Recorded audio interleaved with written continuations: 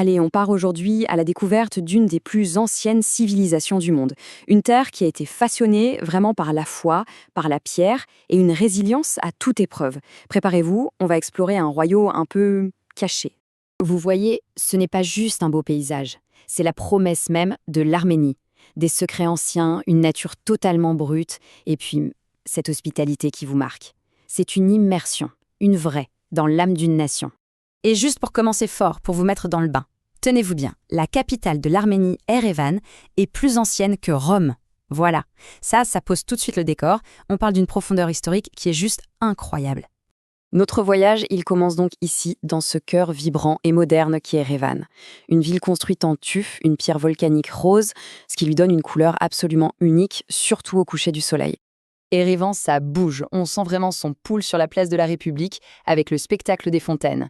Ensuite, on prend de la hauteur au complexe de la Cascade, qui est une sorte de musée géant à ciel ouvert. On peut aussi aller chiner des trésors au marché du vernissage et bien sûr, finir par une dégustation du fameux brandy arménien. Incontournable. Mais bon, pour vraiment saisir l'essence de l'Arménie, il faut sortir de la ville. C'est là qu'on va trouver son âme. Une âme ancienne, gravée dans la pierre de ces monastères millénaires. C'est la question qu'on se pose forcément en approchant de ces lieux. C'est comme passer une porte vers une autre dimension. On se connecte directement à des siècles et des siècles de spiritualité. Alors là, pour atteindre Tatev, le voyage est aussi fou que la destination. On survole les gorges vertigineuses de Vorotan dans le plus long téléphérique du monde. Et tout à coup, il est là, accroché à la falaise tel un nid d'aigle. C'est un mélange bluffant d'ingénierie moderne et d'histoire médiévale. Il y a un truc fascinant avec l'architecture arménienne.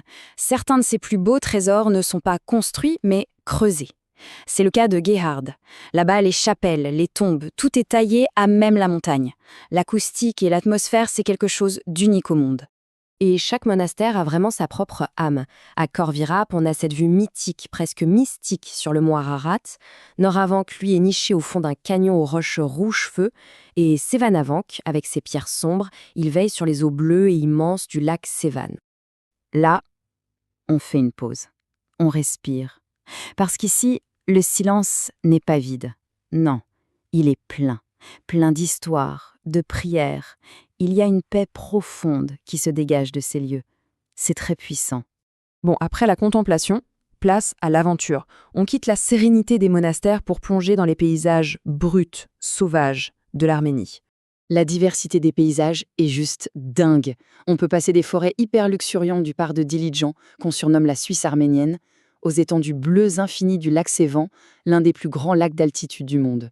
Et il y a aussi des curiosités géologiques uniques, comme les orgues de basalte dans la gorge de Garni.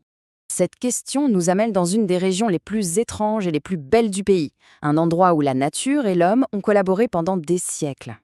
Bienvenue à Goris, c'est une ville fascinante, entourée de formations rocheuses en forme de cône.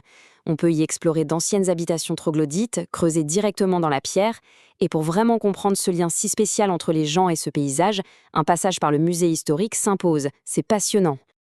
Ok, on a vu les lieux, maintenant il faut parler de l'ambiance, de l'âme du pays. Et pour ça, rien de mieux que de se concentrer sur les goûts, les odeurs, tout ce qui rend l'Arménie inoubliable.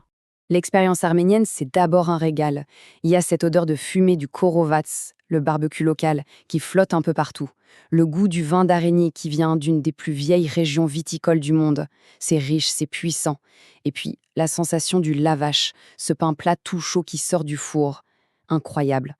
Mais sincèrement, au-delà de tout ça, ce qui définit vraiment l'Arménie, c'est la chaleur des gens. L'hospitalité, ce n'est pas juste une coutume, c'est un pilier de la culture. Là-bas, chaque personne de passage est reçue comme un invité d'honneur. Bon, on a bien rêvé, mais maintenant, passons aux choses sérieuses.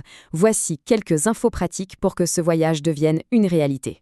Alors, un petit conseil d'amis pour une expérience vraiment authentique. Sortez des sentiers battus. Prenez un train de nuit pour Gyumri. L'ambiance y est plus décontractée, la scène artistique est super vivante et ça donne une toute autre perspective sur le pays. Côté logistique, franchement, c'est simple. Pour être connecté, une eSIM ou une SIM locale, c'est parfait. La monnaie, c'est le drame arménien. Prévoyez un peu de liquide, c'est toujours utile. Et en ville, pour se déplacer, les applis comme Yandex.Go sont super efficaces et pas chères. Alors, quand partir? Eh bien, chaque saison a son charme. Le printemps, c'est pour les fleurs sauvages et la douceur. L'été, c'est le top pour profiter du lac Sévan et des festivals. Et l'automne, l'automne, pour les couleurs folles de la nature et la saison des vendanges. Au final, l'Arménie, ce n'est pas juste un endroit qu'on visite sur une carte, c'est une sensation, un sentiment qui reste longtemps après le retour. Un mélange de respect immense pour cette histoire millénaire et d'émerveillement total. La seule question, c'est à quand votre tour de ressentir tout ça ?